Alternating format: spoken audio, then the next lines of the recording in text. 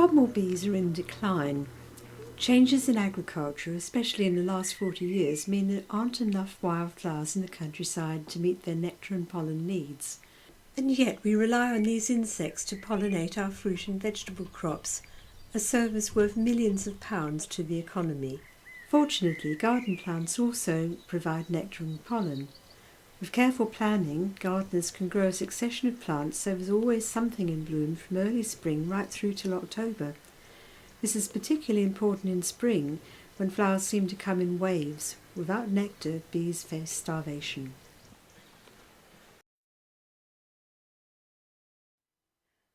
Bumblebee queens hibernate over winter. When they emerge in the spring, their energy levels are low. They must find nectar immediately to survive. Bulbs are a great source. Here's a buff-tailed queen on his iris flower. And another on crocus. And here's a red-tailed queen. Daffodils provide both nectar and pollen. Newly emerged queens sometimes shelter overnight in the trumpets before establishing a nest. Avoid cultivated doubles. Spring heathers are a great source of nectar.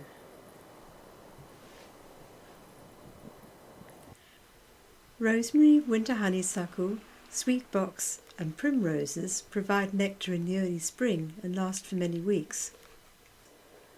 This red-tailed queen is getting nectar from a native primrose. Avoid cultivated varieties, although colourful they lack nectar. Lungwort is popular with carder bees and solitary bees, and it flowers from March to May. When a queen's energy levels are sufficiently restored, she can search for a nest site. She flies off in a low zigzag pattern. On finding a suitable site, the queen starts to collect pollen. She uses this to build the nest and feed the young. Heathers are a great source, and so are hellebores when in the sunshine. Watch how the queen brushes the pollen onto her pollen baskets. Willows are another important source of both nectar and pollen. They come in many shapes and sizes. As the nest progresses, workers start to appear. This is a buff-tailed worker on heather and a carder bee worker on lavender. The queen will now remain inside the nest where she lays eggs and broods them. This is the entrance to a buff-tail nest. These workers return laden with pollen over a period of about 2 minutes.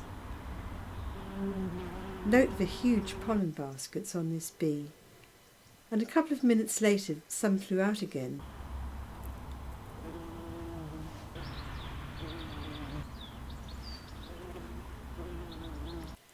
Bees need a constant supply of nectar and pollen in order to complete the nesting cycle. Gardeners can help by planting a good succession of plants to maintain a supply. The cherry plum flowers early and is a good source of nectar for short-tongued bees.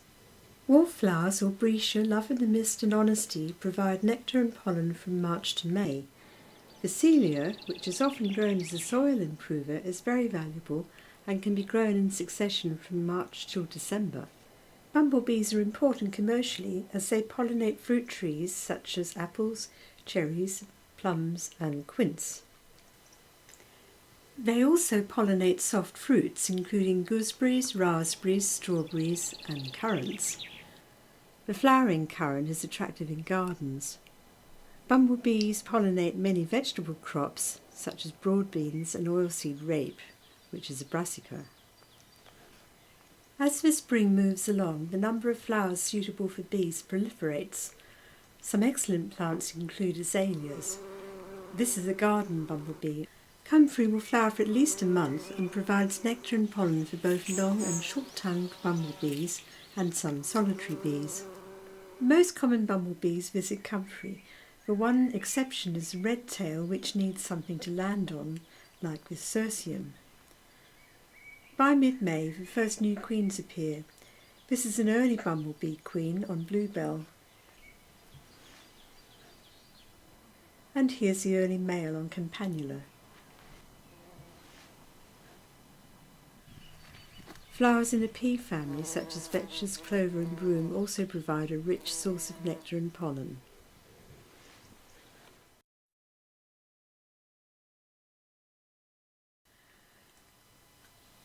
By early summer, nests reach their maximum size and bee activity is at its peak.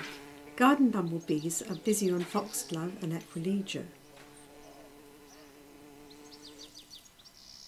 And here's a tree bumblebee buzzing to release pollen from comfrey.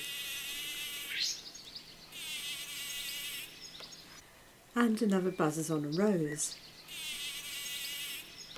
Cranesbills attract red-tailed workers, and carder bees work perennial cornflower. Red clover is a bee superfood. This large buff-tailed queen has a long enough tongue to reach for nectar in the tubes, although the species is short-tongued. This is a forest cuckoo male on scabious. They have dark wings and less hair than true bumblebees. Once leaving a nest, they never return. You may find them sleeping overnight. This is a garden bumblebee male on chives, and what a magnificent tongue! The bee on the right is a southern cuckoo male. Chives are very popular, as are ornamental alliums. By midsummer, many new queens and males emerge. Males sip nectar on plants like globe thistles and watch for females. This flower head has red-tailed and white-tailed males and a buff-tailed queen at the base.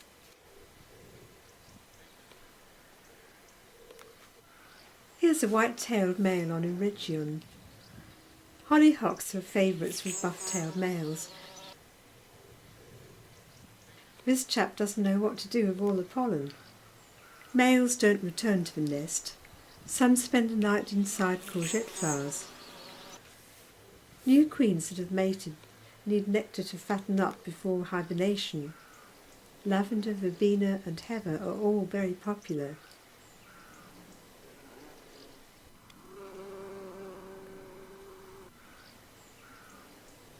There are so many plants to choose from at this stage.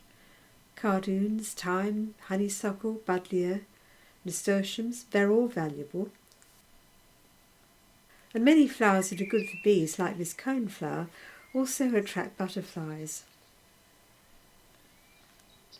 Males and workers are short-lived. Finding dead bees at the end of summer is just part of a natural process. Note that the old queen also dies.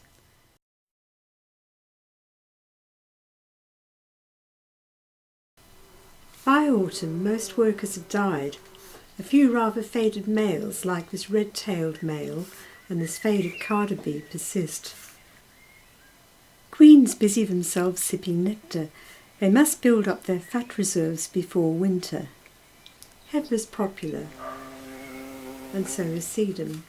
The bee on the left is a tree bumblebee queen. Michaelmas daisy is a good source of nectar. Queens now search for a suitable hibernation site. This is a blaeberry queen. Blaeberries live in heathland, usually above 1,000 feet.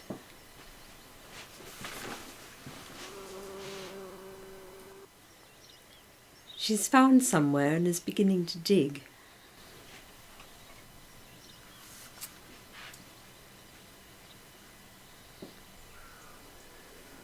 Carder bees often have a second brood.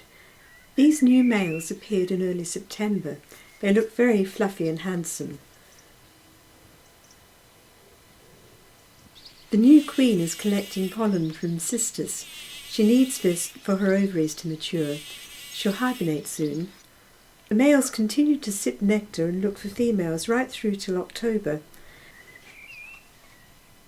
Verbena is popular, and so are sage, Michaelmas daisies, and geraniums. The male on Cirsium is asleep.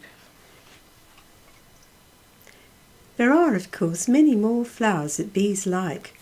Watch out for pollinator-friendly displays in garden centres and look for bee-friendly labels on packets of seeds.